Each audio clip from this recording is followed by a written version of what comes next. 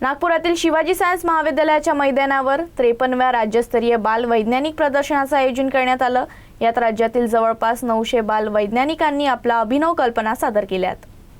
नागपुरातील शिवाजी सायन्स महाविद्यालयाच्या मैदानावर 53व्या राज्यस्तरीय बाल वैज्ञानिक प्रदर्शनाचं भव्य आयोजन करण्यात आलं आहे। या प्रदर्शनात महाराष्ट्राच्या विविध जिल्ह्यांमधून आलेल्या जवळपास 900 बाल वैज्ञानिकांनी सहभाग घेतला असून त्यांनी आपल्या अभिनव, उपयुक्त आणि संशोधनाधारित कल्पना सादर केल्या आहेत। पर्यावरण, आरोग्य, ऊर्जा, तंत्रज्ञान, शेती आणि सामाजिक समस्यांवर आधारित विविध मॉडेल्स आणि प्रयोग प्रदर्शनात मांडण्यात आले आहेत। विद्यार्थ्यांमधील वैज्ञानिक दृष्टिकोन, सर्जनशीलता आणि नवकल्पनांना चालना देणं हा या प्रदर्शनाचा उद्देश आहे। प्रदर्शनाला शिक्षक, पालक आणि नागरिकांकडून मोठ्या प्रमाणात प्रतिसाद मिळत आहे।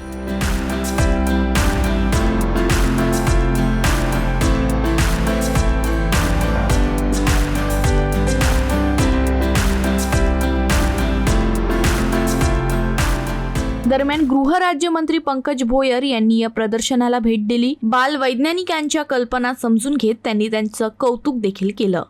राज्यस्तरीय बाल विज्ञान प्रदर्शनी ही नागपूरच्या आपल्या अतिशय नामवंत अशा शिवाजी सायन्स विज्ञान महाविद्यालयामध्ये होते आहे।